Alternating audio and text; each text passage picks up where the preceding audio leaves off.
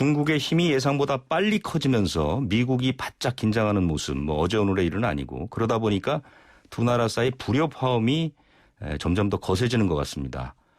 홍콩 보안법, 또 코로나19의 책임론, 최근에는 틱톡 금지 논란, 무역전쟁, 뭐 거론하기도 힘들 정도고 주로 미국이 먼저 공격을 하면 중국이 맞받아치는 그런 모양새를 보이고 있는데 최근에 큰 뉴스로는 미국 보건복지부 장관이 타이완을 방문하겠다 이러면서 중국의 이른바 소수민족 관리 쪽을 직접적으로 건드렸습니다.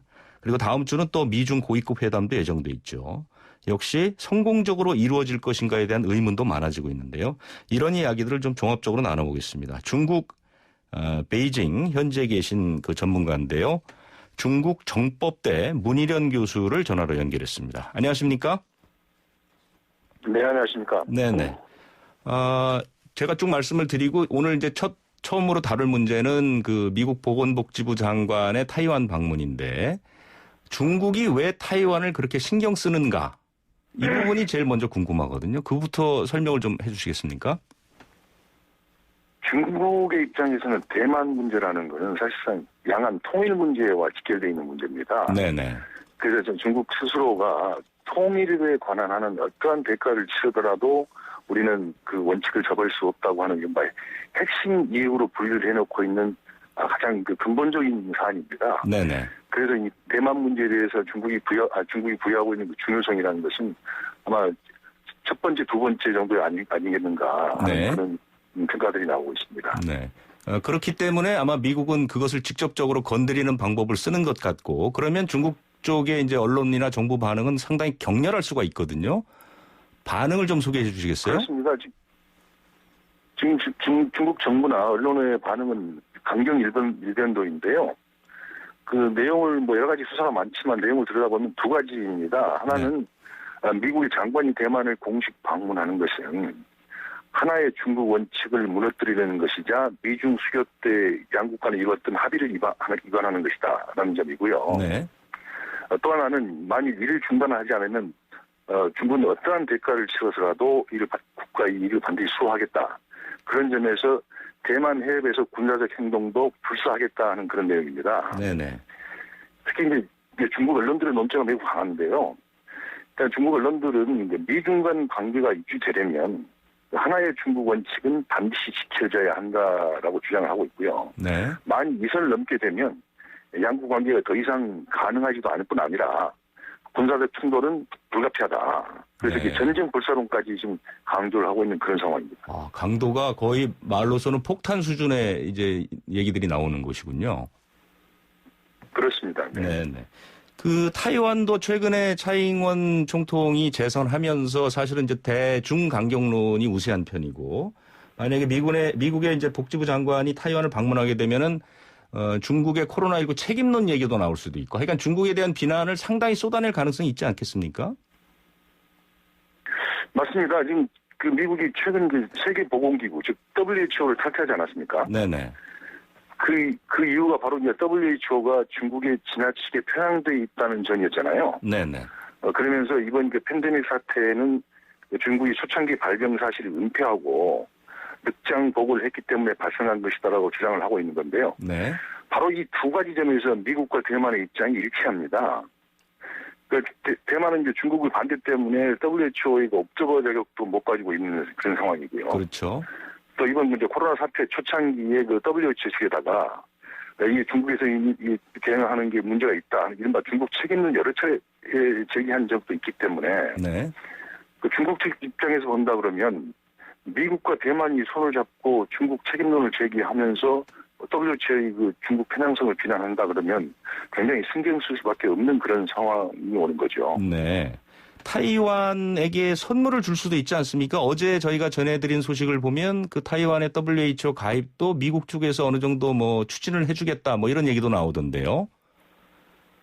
그러니까 WHO의 가입, 옵저버 자격으로 부여하는 것은 네. 미국이 준다고 되는 게 아니거든요. 네. 그러니까 그 WHO 회원국들의 이른바 승인이 이루어져야 되는데 그 중국이 강하게 반대를 하고 있기 때문에 지금까지 이루어지지가 않았던 겁니다. 네.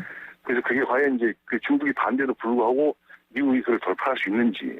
또 하나는 지금 미국은 WTO에 지금 회원을 해서 탈퇴한 상황에서 미국이 어떤 영향력을 발휘해서 대만의 WTO에 가입을 갖다가 지원할 수 있는 것인지. 네. 그런 점에서 조금 회의적인 시각들이 많습니다. 만약에 미국이 예정대로 보건복지부 장관이 타이완을 방문해서 이렇게 이제 푸짐한 대중 비난을 쏟아내게 된다 하면 중국 쪽에서는 어떤 반응을 보일 것으로 예상이 되나요? 방금 말씀드린 것처럼 중국에서는 일단 그 미국의 고위급 관료, 다시 말하면 장관급이 지금 대만을 방문하는 것은 미중 수교 이후 41년 만에 처음 있는 일이거든요. 네네. 그러니까 이거는 다시 말씀드리면 중국이 말하는 이른바 마지노선, 미중 간의 관계를 유지하고 이른바 정상적인 국가와 국가 관계를 유지하려면 하나의 중국 원칙을 지켜줘야 되는데 미국이 이게 위반했기 때문에 네.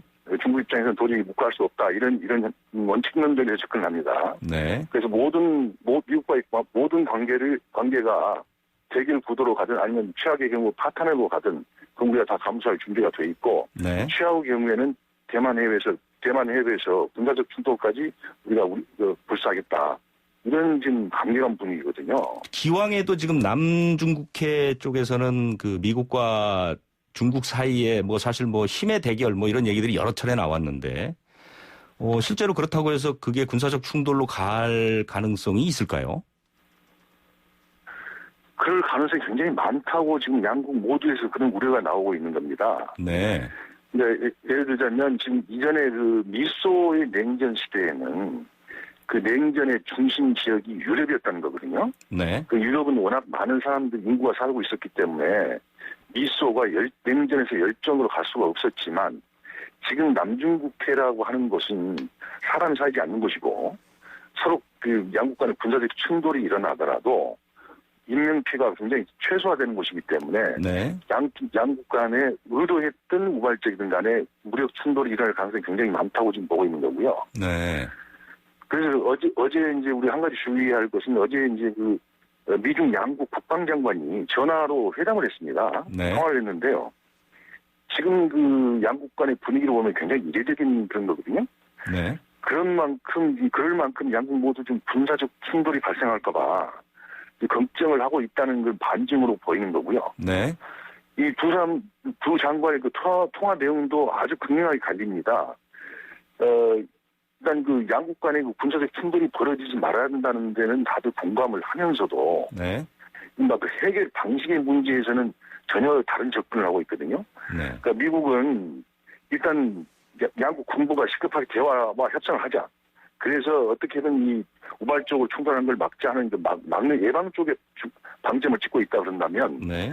중국은 지금 미국이 하고 있는 대중국 공세를 중단해라. 그러니까 모든 그 대중국에 대한 공격을 공세라고 치부를 하고 네. 이게 부당하다. 그러니까 중단해라. 그러면 우리가 충돌이 이루어지지 않는다. 이런 전혀 다른 접근을 하고 있거든요. 네. 이게 지금 그래서 앞으로 양국 간의 긴장은 미국과 중국 사이에 그동안의 서로의 입장에서 변화된 것으로 봐야 되나요? 그동안 입장이 변화됐죠. 왜냐하면 그동안에는 미국과 중국이 갈등하더라도 협력하는 갈등과 협력의 구도를 정전한 구도로 갖고 와 있었는데요. 네. 어느 순간에 미국이 대중국 공격의 방식이 바뀐 겁니다. 네. 그러니까 우선은 중국 체제 자체를 전면으로 부정을 하고 있고요. 그러니까 공산당이 지배하는 중국 체제를 인정할 수 없다고 지금 나오고 있는 거고요. 네. 그리고 이 중국이 주장하는 주권이라든가, 그러니까 대만이라는 주권 문제라든가, 남중국에 대한 영토 주권 문제에 대해서 전면으로 부정을 하고 있는 거고요. 네.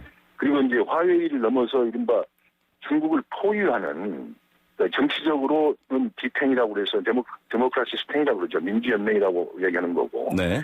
경제적으로는 경제 번영 네트워크라고 하는 EPN을 결성을 해서 중국을 포기하고 봉쇄하겠다는 겁니다. 네. 그래서 이렇게 미국의 칼끝이 중국의 비수를 갖다 겨냥하게 되면서 목젖을 겨냥하게 되면서 이게 이제 중국 입장에서는 굉장히 다급해지고 아주 도발적인 상황에 직면하게 됐기 때문에 네. 총력전으로 중국도 대응을 하고 있는 겁니다, 지금. 네. 우리 문 교수님은 뭐 자타가 공인하는 중국 전문가시니까요. 중국에서 어떤 전략이라든가 정책이 전환하기 위해서는 사실 내부 논의가 굉장히 많지 않습니까?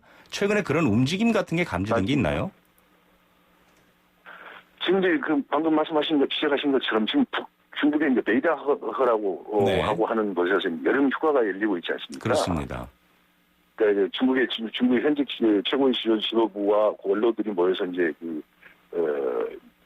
전국 현안에 대해서, 국가 현안에 대해서 이제 논의를 하게 되는 자리인데요. 네. 아마 그 자리에서도 미중 간의 이른바 갈등과 대결 문제가 가장 지금 심각한 문제이기 때문에요. 네.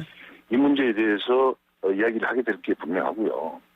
또 그 이야기를 하게 되면 과연 지금 중국이 갖고 있는 대외 정책, 특히 대미 정책이 과연 이게 유효한 것인지, 네. 그리고 또 지속 가능한 것인지에 대한 토론도 아마 논란도 있지 않겠나. 그래서 일단 북대화 회의가 끝난 다음에 한번 중국이 어떤 태도를 취하는지 좀 지켜볼 필요가 있을 것 같습니다. 네. 그러면 지금 이제 8월 한 달이 중국 지도부의 휴가고 휴가 끝나면 이제 공산당 전당대회 예정돼 있는데 거기서 완전히 다른 대외 정책, 특히 대미 정책을 발표할 가능성도 있다. 지금 현 단계에서 그렇게 보십니까? 완전히 다른 정책은 아닐 겁니다. 왜냐하면 네. 중국의 공산당의 정책 결정 과정이라는 게 일단 집단 지도 체제의 형식을 취하고 있기 때문에 그렇다면 지금까지 했던 정책 자체가 잘못됐다는 걸 인정을 하고 들어가야 되는 거거든요. 네. 그렇다면 그런 자신들이 과오를 스스로 인정하는 꼴이 되기 때문에 그 완벽한 이른바 정책 전환은 기대하기 어려울 것 같고요. 네. 그러나 정책을 운영하는 기조면에서는 약간의 이른바 융통성을 두지 않겠나. 네. 그럴 수도 있지 않겠는가 하는 기대를 하고 있습니다. 그렇습니다. 그리고 이제 얘기를 조금 넘겨서 이제 무역 분쟁 부분 쪽 얘기를 좀 해볼게요. 아마 이제 곧 그 다음 주 15일쯤에 열린다고 하는 것 같죠. 그 회담이 다시 열리는데요. 그 부분은 어떻게 전망을 하십니까? 아마 이 회담이 열리게 되면 우선 미국의 측의 입장에서는 그 중국이 어느 정도 지금 6개월 만에 회담을 합의한 1단계 합의가 이루어진 이후 6개월 만에 지금 그 회담이 열리는 거거든요. 네. 이 회담이 열리는 목적은 그동안 합의 사항이 어느 정도 이행됐는지, 그 이행이 된 부분은 무엇이고 안 된 부분은 어떤 것인지를 확인하는 그런 과정입니다. 그래서 아마 이제 지금 이번에 15일 열리게 되면 미중 간의 1단계 무역 합의의 이행 상황과 이행 실적, 그 이행 속도 부분에 대해서 이야기를 하게 될 것이고요. 네. 근데 문제는 지금 중국이 원래 약속했던 1단계 무역 합의의 그 핵심 내용 중에 하나는 올해와 내년에 2천억 불에 해당하는 이른바 미국산 상품을 추가로 구매하기로 했는데, 네. 그래서 올해 700억 불, 2021년 내년에 1,300억 불을 갖다가 추가로 구매를 하기로 이제 합의를 본 겁니다. 그런데 네. 지금까지 중국이 지금 사들이는 그 미국산 추가 구매가 약 333억 불 정도 된다고 해요. 네. 그러니까 이게 한 47% 정도 되는 건데요. 그렇게 되면 미국 입장에서 조금 불만스러운 거죠. 지금 이미 8월이 다 됐는데, 네. 그 절반도 지금 못 미쳤으니까. 그래서 그 합의 이행 실적과 속도 문제가 아마 쟁점이 되지 않겠는가. 네. 이렇게 다들 관측을 하고 있습니다. 네. 그리고 제가 이거는 약간의 개인적인 궁금증일 수도 있는데 저도 베이징에서 특파원 생활할 때 가장 두려웠던 것이 이제 기자 추방 이 부분이었거든요. 사실 미중 사이에 또 이런 일이 네네. 벌어지고 있어요. 이건 또 어떤 얘기인가요? 이건 굉장히 지금 그 휘발성이 강한 지금 그 사안인데요. 네. 지금 미국 측 보도를 보면 이렇습니다.